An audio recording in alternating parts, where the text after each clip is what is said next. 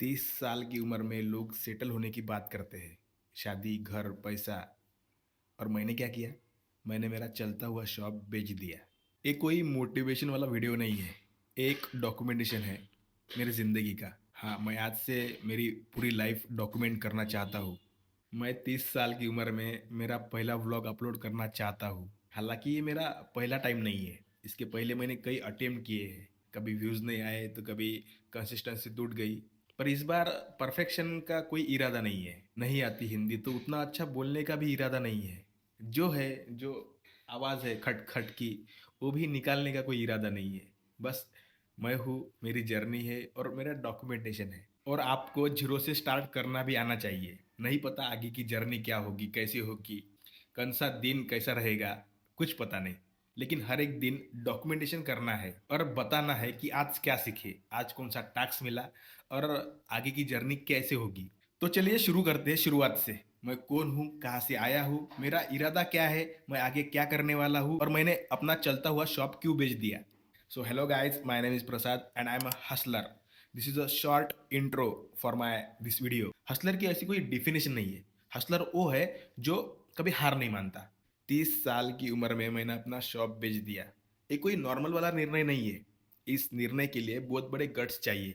और मेरे दिमाग में कोई इंसिडेंट नहीं आया कि मुझे अभी शॉप बेचना है। ये निर्णय मेरे दिमाग में 2 साल से चल रहा था। यहाँ तक आने के लिए भी मैंने रिस्क ही लिया था, क्योंकि बहुत बड़ा करना है ना। ये मेरा तीसरा शॉप था। मैंने आपको एक शॉर्ट वीडियो में बताया है। सो दैट्स वाई ये जर्नी चलती रहेगी आगे। नहीं पता आगे की डेस्टिनी क्या है। डेस्टिनी इन द सेंस कि जो करना है वो करना है, लेकिन उसके आगे क्या करना है नहीं पता। आपको समझ में आ रहा है या नहीं आ रहा है, लेकिन ये मैं जब फ्यूचर में जब ये डॉक्यूमेंटेशन है मेरा, जब मैं फ्यूचर में देखूंगा इस ब्लॉग को तो एक्सेप्टेड। हाँ भाई, किया तूने। एकदम शॉर्ट में बताऊंगा कहानी। देखो, हेयर इंडस्ट्री में आने का मेरा ऐसा कोई इरादा नहीं था, क्योंकि आपके परदादा दादा यही काम अगर करते हैं ना, तो उनको लगता है कि अपना पोता अलग काम करे, जो हमने किया उसके कुछ अलग करे। क्योंकि उनके एक्सपीरियंस के हिसाब से उन्होंने जो देखा, जो समझा, वही आपको बताएंगे। जैसे मेरे दादा ने यही काम किया, जैसे मेरे अभी बाबा यही काम करते हैं। तो उनको लगता है कि इस धंधे में कुछ ऐसा कुछ वाव वाला बात नहीं है। हालांकि मैं नई फैमिली से आता हूँ और उनको लगता है कि कौन वो बाल काटेंगे, कौन कैसा करेगा, मतलब पैसा नहीं है। लोग ज़्यादा भाव भी नहीं देते, इज्जत भी नहीं देते। और मतलब वो कुछ तो पूरा सीन था। लेकिन एक बात ये भी थी कि अगर तू कुछ बना नहीं, कुछ पढ़ा नहीं आगे जाकर, तो इसीलिए मेरे को धंधा, मेरे जो बिजनेस है वो सिखाया था मामा के यहाँ पे। सो क्लास 8 स्टैंडर्ड से ही मैंने वस्त्रा पकड़ना सीख लिया। क्लास 8, 9, 10 वहाँ पे मैं मामा के यहाँ पे ही मैंने उस शॉप में धंधा चालू कर दिया। 11th 12th आया, थोड़ी साइंस में रुचि बनी। उसके बाद थोड़ा कॉम्पिटिटिव का भी ट्राई किया। तो उसके पूरे दौरान पढ़ाई चालू थी, धंधा भी चालू था पार्ट टाइम। फिर एक वक्त आया, निकलना पड़ा बाबुल गांव से। हाँ, वही बाबुल गांव जहाँ मेरा अभी तक शॉप था। बाबुल गांव में मैंने मेरा सेकंड ईयर ग्रेजुएशन किया, क्योंकि वहाँ पे एक सीन था। वहाँ पे देखो, दो कॉलेज है। एक कॉलेज है, नाम नहीं लूंगा, ओके। दो कॉलेज है वहाँ पे ग्रेजुएशन के। अगर अगर उस कॉलेज का स्टूडेंट इस कॉलेज में अगर उसको सेंटर मिला, तो उनके यहाँ के लोग वहाँ के लोगों के लिए बहुत स्ट्रिक होते थे। मतलब सिंपल समझो ना, तो कॉलेज ए कॉलेज बी, अगर कॉलेज ए का स्टूडेंट बी में आया सेंटर के हिसाब से, तो कॉलेज ए वाले स्टूडेंट को वो चलाने नहीं देती, copy copy in the sense cheating. Okay. और कॉलेज बी का स्टूडेंट अगर ए में गया, तो कॉलेज बी वाले स्टूडेंट को चीटिंग नहीं करने देते। अगर कॉलेज ए का स्टूडेंट अगर ए में आया तो उनको बहुत अच्छे से चीटिंग चलाने देते। और कॉलेज बी का स्टूडेंट अगर बी में आया तो उनको भी अच्छे से ट्रीट करते वो लोग, और वो चीटिंग भी पकड़ते नहीं। सो एक कुछ तो सीन था उस कॉलेज का। एक्चुअल में मैंने जब ग्रेजुएशन किया, जब सेकंड ईयर था, तो मैं पढ़ता भी था और चीट भी करता था सेकंड ईयर। फिर मैंने सोचा, एक दिन हुआ, कॉलेज ए का मैं स्टूडेंट था, कॉलेज बी में गया। और कॉलेज मुझे जब चीटिंग चलाने नहीं दिया, तो मैं सोचा कि पढ़ना तो है ही भाई, क्योंकि यहाँ से आगे निकलना है तो पढ़ना तो पड़ेगा। पढ़ना पड़ेगा तो फिर अच्छे ही कॉलेज में एडमिशन लेते हैं। तो इसीलिए मैंने सेकंड ईयर के टाइम निकल गया वहाँ से और एक मस्त रूम किया, स्टडी मटेरियल लाया और पढ़ाई किया 8-8 9-9 घंटे। बहुत पढ़ा, बहुत पढ़ा। मतलब मेरे जो पूरे बैकलॉग लगे थे वो पूरे टोटल 8 सब्जेक्ट थे सेकंड ईयर के। मैंने एक भी निकाला नहीं था क्योंकि चीटिंग चली नहीं और मैंने पढ़ाई नहीं की। तो इसकी वजह से मेरे पूरे 8 बैकलॉग लगे थे और 8 बैकलॉग मैंने एक ही झटके में निकाले। सोचो कितना पढ़ा था मैं उस टाइम। एक टाइम था 2016 की बात है ये। कैसे समर के दिन में थोड़ा धूपकाले के दिन में पढ़ाई करते करते वक्त नींद आ जाती है, तो मैंने रूम पे पानी डाला और वहाँ पे चेयर लगाई और वहाँ पे पढ़ता था। वो दिन बहुत क्रेजी थे मेरे लिए क्योंकि उस टाइम मैं बहुत पढ़ता था। आज भी कोई रूम का कोई रूममेट मिलता है ना तो भाई मतलब रिस्पेक्ट से बात करते हैं कि भाई आजकल क्या कर रहा है, क्या पढ़ता था तू भाई, कि हमको मोटिवेशन मिलता था। मैं एक प्रो टिप देना चाहता हूँ यहाँ पे। अगर आपको कौन से भी फील्ड में जाना है ना तो आपको पढ़ाई करना पड़ेगी। ओके, कौन सी भी फील्ड। अगर आपको रूम करना ही है तो इंजीनियरिंग के लड़के के साथ करो। Engineering in the sense IIT engineering कौन सी भी या पॉलिटेक्निक या टेक्नोलॉजी का कौन सा भी विद्यार्थी रहो उनके साथ करो। क्योंकि वो नहीं क्या, उनका दिमाग ही अलग चलता है। वो बहुत एग्रेसिव माइंड के होते हैं और वो बहुत स्ट्रगलर हार्डर होते हैं। मैंने जो मेरे 8 सब्जेक्ट निकाले थे उसमें मेरा पूरा योगदान है, लेकिन वो बैकग्राउंड के स्टूडेंट थे। वो जो उनको देखकर मैं पढ़ाई करता था उनका भी उतना ही योगदान है। सो सेकंड ईयर मैंने क्लियर किया और वहाँ से एडमिशन निकाल कर डाली अमरावती डिस्ट्रिक्ट में, मतलब धामनगांव रेलवे में। वहाँ मैं फाइनल के लिए आया और सब लोग ऐसे देख रहे थे भाई ये कौन है, ये कौन सा बंदा आया है। और क्या बताऊँ मैं, वो दिन क्या ही मतलब क्या ही दिन थे वो। अभी ज़्यादा डीप नहीं जाऊँगा क्योंकि वहाँ पे बहुत कुछ ऐसा घटित हुआ है जो लगता है कि यार क्या क्या चुतेबा किया है क्या क्या नहीं। सो लेकिन वंस अपॉन अ टाइम एक प्रो टिप और एक सजेशन भी है यहाँ पे आपके लिए कि आपको अगर ग्रेजुएशन करना है या कुछ भी पढ़ना है तो अच्छे कॉलेज में ही पढ़ो। क्योंकि वहाँ पे आपको एक तो बैकग्राउंड अच्छा मिलेगा, दोस्त अच्छे मिलेंगे, आपका नेटवर्क अच्छा होगा। आपको पढ़ना तो है, कौन से भी फील्ड में जाओ आपको पढ़ना है। अगर आपको लगता है कि ये बंदा पढ़ा नहीं है फिर भी उसको जॉब लगी है तो ऐसे बहुत सारे रेयर केसेस रहेंगे आपके लिए। लेकिन आपके केस में देखो कि आपको जॉब लगेगी ना पढ़े हुए भी। सो दैट्स वाई कि अपने आप को रख कर देखो। अगर आपका बाबा या आपकी फैमिली उस टाइप का रिचेस्ट नहीं है तो आपको तो स्ट्रगल करना पड़ेगा, आपको तो पढ़ाई करनी पड़ेगी।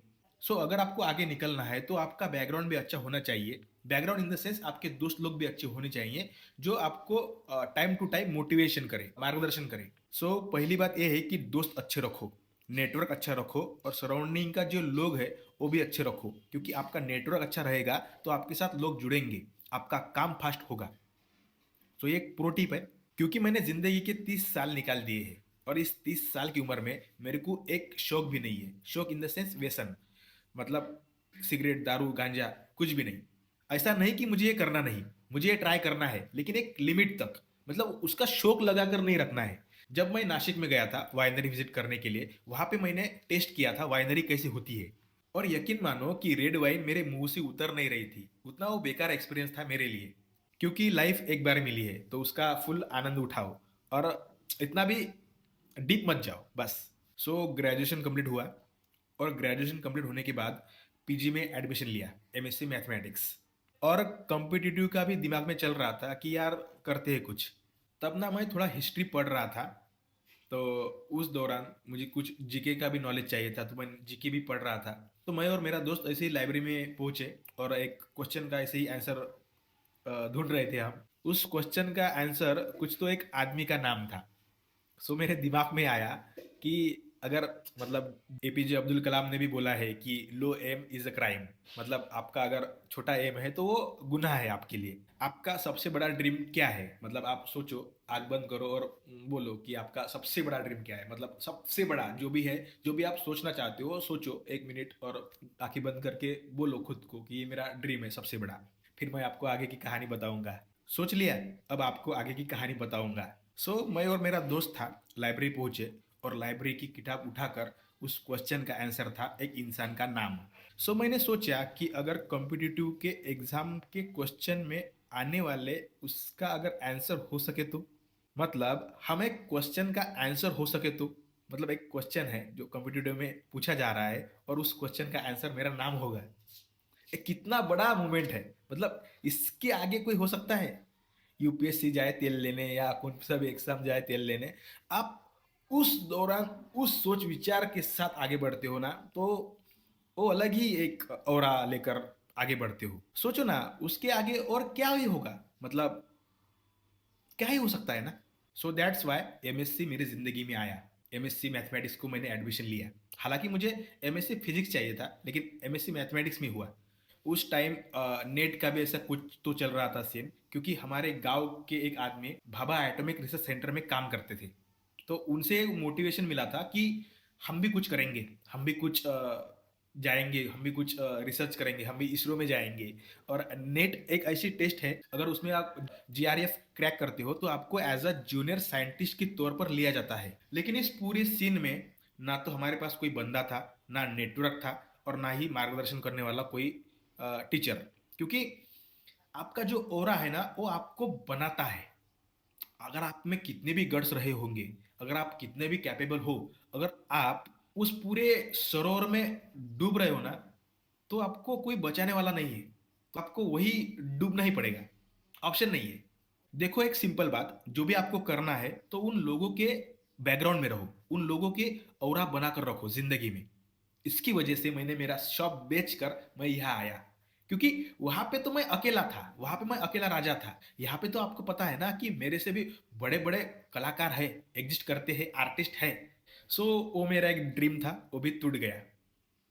सो एक नया ड्रीम, और नए ड्रीम के साथ फिर मैं आगे बढ़ा। लेकिन इस पूरे सिनेरियो में मैं जब पूना में काम करता था as a part time job hair industry में, तो उस दौरान मुझे डिजिटल मार्केटिंग का कुछ नॉलेज आया। ओके। उस दौरान मैं एमएसके के ब्लॉग देखता था, तो उनके ब्लॉग देखता था, उनसे ही मुझे कुछ आइडिया मिला ब्लॉग की, और मैं वहाँ से ब्लॉगिंग स्टार्ट कर दिया। सो रिटर्न आया, मैं एमएससी कंप्लीट हुआ, व्लॉग चालू थे मेरे। लेकिन उतना नेटवर्क नहीं मिल रहा था, या बात करने की तमीज़ नहीं थी, या कौन से कट किधर आएंगे पता नहीं था, मास कम्युनिकेशन क्या होता है ये भी पता नहीं था, मतलब इस फील्ड का भी ग्रेजुएशन होता है, ये मुझे अभी अभी एक साल पहले पता चला। सो ऐसा बहुत सारा सीन हुआ अभी तक। अब आगे क्या, अब आगे कौन सी जर्नी। तो एमएससी कंप्लीट होने के बाद मुझे एक लड़की ने क्वेश्चन पूछा था कि प्रसाद तू आगे क्या करेगा। और मैंने उसको बिना झिझक के जवाब दिया था कि मैं मेरा यूनिसेक्स खुलूंगा, बड़ा वाला।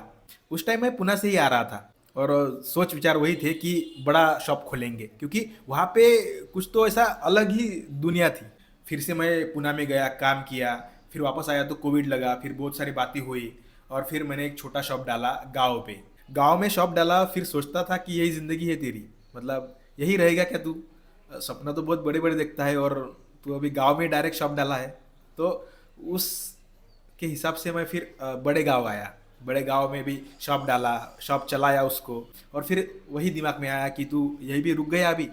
तो फिर वहाँ से निकल कर फिर मैं तालुका लेवल पर आया, वहाँ पे शॉप डाला।